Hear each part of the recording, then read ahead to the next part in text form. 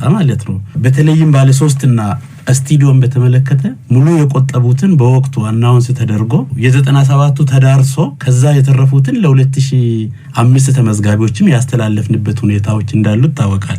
በዚህ አግባብ አዳርሰናል የምንል ምልከታና ሐሳብ ነው ያለን። የተቀሩት ነገር ግን በሰዓቱ ቁጠባቸውን ያላሟሉ ዳውን ፔመንቱ ያልተሟላላቸው ደግሞ በኋላ ከጊዜ በኋላ እየቆጠቡ መጡና በአሁኑ ሰዓት ላይ ተጠባባቂ ነን የሚሉ አሉ። መረጃዎችም አሉ። ትክክል ነው። ይሄን ጥያቄ ለመመለስ በአጠቃላይ አሁን ባለው ነባራዊ ሁኔታ ተጠቃሚ የሚሆኑበት አግባብ አለ። 97ም አሉ። ለምሳሌ ከ97 ባለ 2 ናቸው በሰዓቱኛ አለን ብለን የማንሰው ካሉም ነው ያለ ነው። አሁንም ሌሎቹንም ካሉት በአጠቃላይ ተጠቃሚ የሚሆኑበት አሰራር አለ። ከአምስቱ ሞዳሊቲዎች አንዱ የቁጠባ ቤት ነው። ቅድም እንዳልነው በባንክ ብድር በቦንድ ብድር የሚገነባ የ80 እና የ40/60 የቤት ልማት ፕሮግራም ነው። ስለዚህ በዛ ውስጥ ሆኖ እነሱም ተጠቃሚ የሚሆኑበት ሁኔታ ነው ያለው። 197 ዓመተ ምህረት ጀምሮ እስካሁን ቁጠባቸውን ያላቋረጡ ቤት ፈላጊዎች እጣ ፈንታችን ምንድነው ሲሉ ጠየቁ። የአዲስ አበባ ከተማ አስተዳደር ቤቶች ልማት በበኩሉ ቁጠባቸውን ያላቋረጡ የቤት ባለቤት ይሆናሉ የሚል ተስፋ ሰጥቷል። እነዚህ የጋራ መኖሪያ ቤት ባለቤት ለመሆን የሚቆጠቡ የማህበረሰብ ክፍሎች የ1997 እና የ2005 ዓመተ ምህረት እንደሆኑ ሰምተናል። ማስተዳደር እያስገነባ ከሚገኘው ቤት የማግኘት እድል ይኖረናል ወይ ሲሉ ጠይቀዋል። ጥያቄው ምንድነው? 1997 ኮንዶሚኒየም ተመዝጋቢዎች አሉ። ቁጠባችንን ያላቋረጥን እየቆጠብን ያለን አሁን የሚገነቡት የተባሉ ያሉት ፕሮግራሞች ውስጥ እነዚህ የ1997 ቁጠባቸውን ያላቋረጡ የቤት ጠባቂዎች ምንድነው ጣፈንታቸው?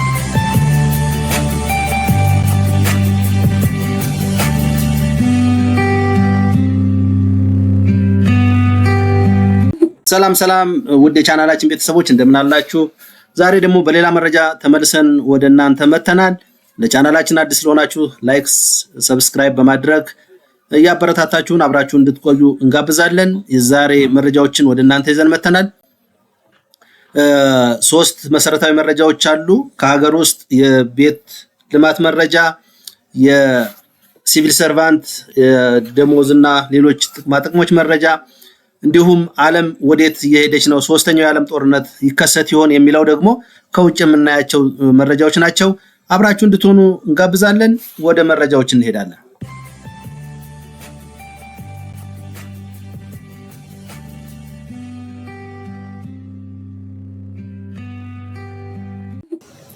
ወደ ቻናላችን ቤተሰቦች እንግዲህ ከዚህ በፊት እንደተጠየቀው ከዚህ በፊት የሚነሱ ጥያቄዎች የነበሩት እንደሰማችሁት በተለያዩ የዜና አውታሮች ወይም ሬዲዮ ቴሌቪዥን ጣቢያዎች እየቀረቡ የ1997 አልቋል ብሎ ነበር። የሆነ የመንግስት 14ኛ ዙር ላይ አልቋል የተባለው እንዳላለቀ ነዋሪዎች መረጃ መስጠት ጀመሩ። ከዚያ በኋላ መረጃ ተሰባስቦ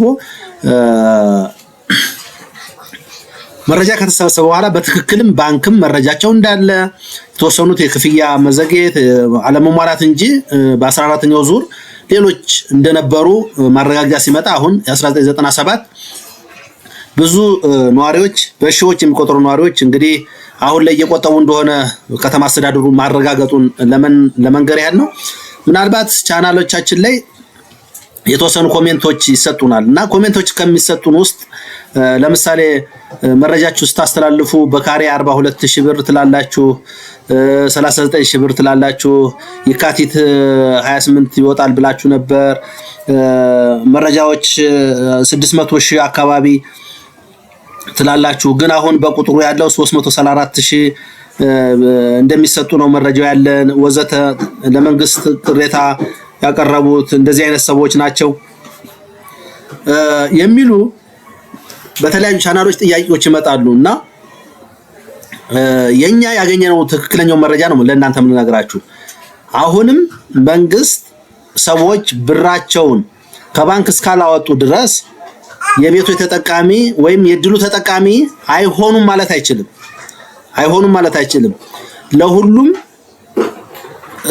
ለሁሉም በሚመለከተው ወይም ለሁሉም በተመዘገቡት ልክ ማቅረብ እስካልቻለና ለጣው ይሄን ያህል ቤት አዘጋጅቻለሁ፣ ለጣው ይሄን ያህል ሰው ይቀረኛል እጣ እንድታወጡ ወይም ለጣ የቆጠባችሁ ሰዎች እንድትቀርቡ ብሎ እስካልተናገረ ድረስ ባንክ ላይ የተመዘገቡ ሰዎች የቤት እድለኛ አይሆኑም ማለት አይቻልም። ስለዚህ አጠቃላይ እስካሁን ያለው ያላዋጣው ከባንክ ገንዘባቸውን ያላዋጡ ሰዎች በከተማ አስተዳደር ደረጃ ከ550 እስከ 600 ሺህ እንደሚሆኑ ነው እንግዲህ አክቲቭ የሆኑትም አክቲቭ ያልሆኑትም ማለት ነው። ከዚያ መካከል እዚህ ላይ አንድ ወዳጅ የሰጠው መረጃ 334 ሺህ ናቸው አሁን ለቤት ተጠቃሚነት ወይም ለድሉ ዝግጁ የሆኑት እንጂ ሌሎቹ ዲአክቲቭ ናቸው ወይም ወጥተዋል የሚል ነው። አይደለም እንደዚያማ ቢሆን ኖሮ በ14ኛው ዙር እኮ የ1997ን ጨርሰናል ብሎ ነበር መንግስት ማስታወቂያ የተናገረው። ግን የጨረሰው በወቅቱ ከተዘጋጁት ውስጥ ሁሉም ተሰጥቷቸዋል ነው የተባለው። ከዚያ በኋላ ይሄው አሁን ላይ መረጃው ሲጣራ ከ10 ሺህ በላይ እንዳሉ አሁን በወጡ መረጃዎች ማረጋገጥ ተችሏል። ስለዚህ አሁንም 600 ሺህ የምንለው አክቲቭ የሆነውም ያልሆነውም ግን ቤት እድለኛ ውስጥ ወይም የቤት ምዝገባ አካሂዶ ብር ሊከፍል ይችላል፣ ሊያቋርጥ ይችላል። ብሩን እስካላወጣው ድረስ አሁንም የቤት እድለኛውን የሚጠብቁ ሰዎች መሆናቸው ወይም መንግስት ማሻሻያ ወይም መንግስት መመሪያ እስካላወጣ ድረስ ከዚህ በታች የቆጠቡ ሰዎች ሰርዘናል ብሎ መመሪያ አውጥቶ እሱ መሰረዝ የሚችልበትም መመሪያ አውጥቶ እስካልሰረዘ ድረስ ባለ ቤትነታቸው ወይም ለቤት እድለኝነት የሚያበቃቸው መስፈርት እስኪያሟሉ ድረስ አይቻልም ወይም አይችሉም ብሎ ወይም የቤት እድለኛ አይደሉም ብሎ ማውጣት ወይም ማወጅ አይቻልም። መመሪያ አውጥቶ ከዚህ በላይ እስካሁን የነበሩት ማሟላት መቆጠብ 10 ዓመት ያልቆጠቡ ወይም 5 ዓመት ያልቆጠቡ ወይም 2 ዓመት ያልቆጠቡ ሰዎች ከምዝገባ ይሰረዛሉ የሚል መመሪያ ከወጣ አዎ ሊሰረዙ ይችላሉ። አሁን ግን ይሄንን የሚያስተናግድ አሰራር ስርዓት እስከሌለ ድረስ ተመዝግበው 1000 ብርም የቆጠቡ 2000 ብርም የቆጠቡ እስካልተሰረዙ ድረስ የድሉ ተጠቃሚ የመሆን እድል እንዳላቸው ግን ሁላችንም ልንገነዘብ ይገባል። ስለዚህ የ97ም የ2005ም ተመዝግበው ከባንክ በራሳቸው ብሩን አውጥተው እስካለቀቁ ድረስ እንደ የቤቶች እድለኛ ለመሆን እንደተመዘገቡ ነው የሚቆጠረውና በዚያ ልክ መረጃውን እንድታዩት ነው። ሌላው የተጠየቅነው ጥያቄ ለ20/80 39000 ለ40/60 42000 ብላችሁናል። ይሄን መረጃ እንዴት አረጋግጣችሁት? እንዴትስ እውነት ሊሆን ቻለ ነው? ይሄ ሪል አሁን የሚሰጥበት ነው። አሁን ላሉ ለነባሮቹ ነው። ባይገርማችሁ በቀጣይ በ2018 መጋቢት ላይም ሆነ ሚያዚያ ላይ እሱ ለኛ እርግጠኛ አይደለንም። ግንቦት ላይም ለሚወጡ ጣዎች ከዚህም በላይ ሊጨምር ይችላል። እንደ የፈጀው ማቴሪያል ቤቶች ሲሰሩ የነበረው የማቴሪያል ዋጋ ተጠንቶ የዋጋ የሚወጣለት ነው የሚሆነው። አሁን ላይ እየተሰጠላለው አንዳንድ ከመንግስት ተቋማት ሊሆን ይችላል፣ ስፔሻል ሀገር አስተዋጽኦ ላደረጉ ሰዎች ሊሆን ይችላል። ሲሰጥ ዋጋ ቤት ሲሰጣቸው አሁን የሚከፍሉበትን ዋጋ ነው እየነገርናቸው ያለው። ሊጨምርም ይችላል። ስለዚህ በዚህ ደረጃ እንድትረዱት ነው። ሌላው በብዛት ለየካቲት 28 የሚል ዜና ተሰርቶ ነበረ። አሁን ወፍ የለም። እኛ አልሰራንም።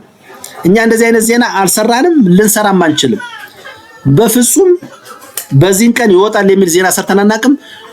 ባለፈው አንድ ቪዲዮ ሰርችላችሁ ነበረ። የሐሰት መረጃዎች በጣም ነው ያጥለቀለቁትና እኛ በፍጹም ለእንደዚህ አይነት ነገር ተጋላጭ አይደለንም። መረጃ ከምንጩ ነው ማግኘት የምንፈልገው። ለማህበረሰቡም ለተጠቃሚውም ማሳሳት አንፈልግም አላልንም። እኛ የካቲት ላይ ይወጣል ተብሎ እቅድ ተይዞ ነበር፣ አልተሳካም። አሁንም ሚያዝያ አጋማሽ አካባቢ ይወጣል የሚል ነው ፕሮግራሙ። ይሳካል አይሳካም እንግዲህ ከተማ አስተዳደሩ የሚወስነው ይሆናል። እኛ ግን የነሱን ፕላን ልንነግራችሁ እንችላለን። ሚያዝያ እኩሌታ ድረስ እጣ እንደሚወጣ እስከ 54000 ቤቶች እስከዚያ ይጠናቀቃሉ የሚል ፕላን እንዳለ ለመናገር ያህል ነው። ወደ ሌሎች መረጃዎች እናልፋለን። አብራችሁን ቆዩ።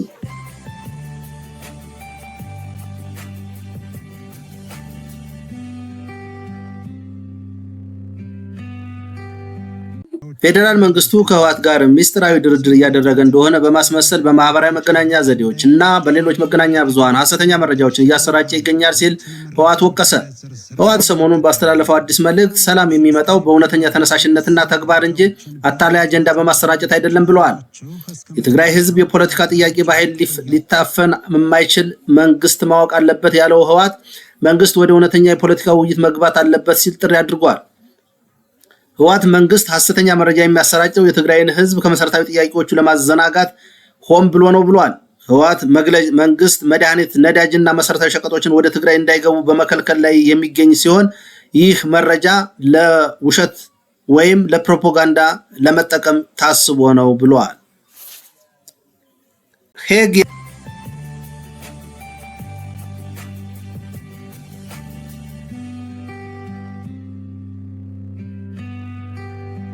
የሚገኘው ዓለም አቀፍ የግልግል ፍርድ ቤት አክጉን ኢንሳት የተባለው የቱርክዬ ኩባንያ በኢትዮጵያ መንግስት ላይ ከመሰረተው ብዙ ሚሊዮን ዶላር የሚገመት የገንዘብ ካሳ ክስ አብዛኛውን ውድቅ አደረገ። ኩባንያው የኢትዮጵያ መንግስት የኢትዮ ቱርክ ዓለም አቀፍ የኢንዱስትሪ መንደር ፕሮጀክት ግንባታ እንዲቋረጥ በማድረጉ የገንዘብ ካሳ ሊከፍል ይገባል የሚል አቤቱታ ለግልግል ፍርድ ቤቱ አቅርቦ ሁለቱ ወገኖች ሲከራከሩ መቆየታቸው የሚታወስ ነው። ሆኖም የሁለቱን ወገኖች ክርክር የሰማው የግልግል ፍርድ ቤቱ የኢትዮጵያ መንግስት መክፈል የሚጠበቅበት የገንዘብ ካሳ ኩባንያው ለፕሮጀክቱ ዲዛይን፣ ለጥናትና ሌሎች ቅድመ ዝግጅት ስራዎች ያወጣውን ወጪ ብቻ ነው በማለት ሰሞኑን ውሳኔ አስተላልፈዋል።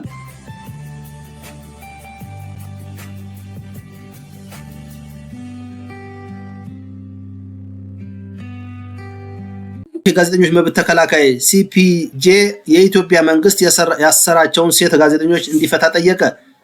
ይህ ድርጅት ዓለም አቀፉን የሴቶችን ቀን አስመልክቶ ባስተላልፈው ጥሪ መንግስት የበየነ መረብ ጋዜጠኞች የሆኑትን ጋዜጠኛ መስከረም አበራንና ገነት አስማማውን ከስር እንዲፈታ ጠይቋል። የመስከረምና የገነት እስር በተለይ ከፖለቲካና ግጭት ጋር የተያያዙ ዘገባዎችን በሚሰሩ ሴት ጋዜጠኞች አያያዝ ዙሪያ ስጋት የሚፈጥሩ መሆኑን የገለጠው ተቋሙ እስሩ የጋዜጠኞችን ስራ እንደ ወንጀል የማየት አካሄድ ማሳያ ነው ብሏል። ተቋሙ የሽብር ክስ የተመሰረተባቸው ሁለቱ ጋዜጠኞች በመጪው ሚያዝያ 23 መከላከያ ምስክራቸውን ለፍርድ ቤት ያቀርባሉ ተብሎ እንደሚጠበቅ ተጠቅሷል። ገነትና መስከረም ከ3 ዓመት በፊት ለእስር የተዳረጉት በአማራ ክልል ከተቀሰቀሰው ግጭት ጋር በተያያዘ በሰሯቸው ዘገባዎች መሆኑን ተቋሙ አሳስበዋል።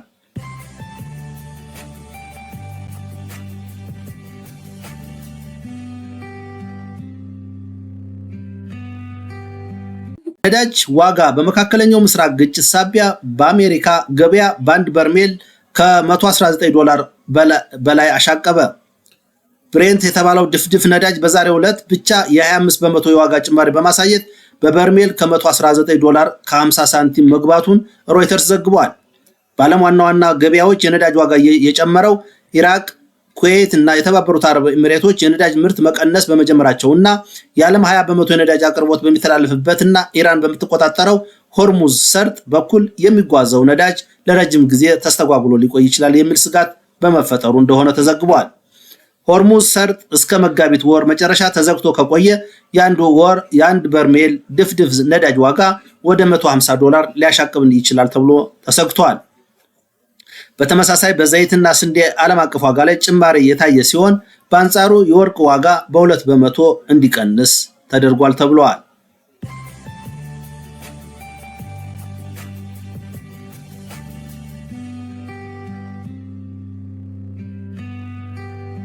ግል ንብረት አይደለችም ስትል ቻይና ገለጸች። የቻይናው ፕሬዝዳንት ሺ ጂን የመቆጣጠር ፍላጎት እንደሌላት ገልጸው ይልቁንም ዓለምን የኛ ናት ብለው ከሚያምኑ አካላት ነፃ ለማውጣት እንደምትሰራ በይፋ አስታውቀዋል። ይህ ንግግር በታላላቅ ሀገራት መካከል ያለውን የጂኦፖለቲካ ፍጥጫ አዲስ ምዕራፍ ላይ አድርሶታል ተብሏል። ፕሬዝዳንቱ ይህንን መልእክት ያስተላለፉት የቻይናን ወታደራዊ ዝግጁነትና ዘመናዊ የጦር መሳሪያዎችን በሚያሳይ መድረክ ላይ ሲሆን ንግግራቸው በተለይ ለምዕራባውያን ኃይሎች የተላከ ጠንካራ ማስጠንቀቂያ ተደርጎ ተወስዷል። ፕሬዝዳንቱ አጽንኦት የሰጡት ዓለም የጥቂት ሀያላን ሀገራት የግል ንብረት መሆን እንደሌለባትና የቻይና ወታደራዊ ግስጋሴም ዓላማው ይህን እንደሆነ ገልጸዋል። ይህ የአቋም መግለጫ በዓለም አቀፍ ደረጃ ከፍተኛ መነጋገሪያ ሆኗል። አንዳንድ ተንታኞች ንግግሩን እንደ አዲስ የኃይል ሚዛን ፍላጎት ሲመለከቱት፣ ሌሎች ደግሞ ቻይና በዓለም መድረክ ያላትን ተጽዕኖ ለማስፋት የያዘችው ስልታዊ አካሄድ መሆኑ ተገልጿል። ዓለም ወደ 3ኛው የዓለም ጦርነት እየገባች ይመስላል።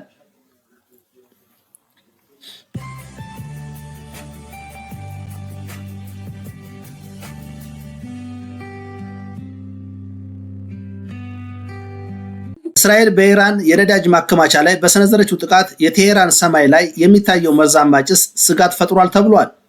በእስራኤልና በኢራን መካከል የሚካሄደው ጦርነት 9ኛ ቀኑን በያዘበት በአሁኑ ወቅት እስራኤል ለመጀመሪያ ጊዜ የኢራን የነዳጅ መሰረተ ልማቶች ኢላማ ያደረገ የአየር ጥቃት ፈጽማለች። ጥቃቱን ተከትሎ የኢራን መዲና ቴሄራን በድቅድቅ ጥቁር ጭስ መሸፈኗ ተነግሯል። የእስራኤል የጦር አውሮፕላኖች በኢራን የሚገኝ በርካታ የነዳጅ ማከማቻ ዲፖዎችን መምታታቸውን ተከትሎ በቴሄራን ሰማይ ላይ የተነሳው ጥቁር ጭስ ፀሐይን እስከ መጋረድ መድረሱን የዓይን እማኞች ገልጸዋል።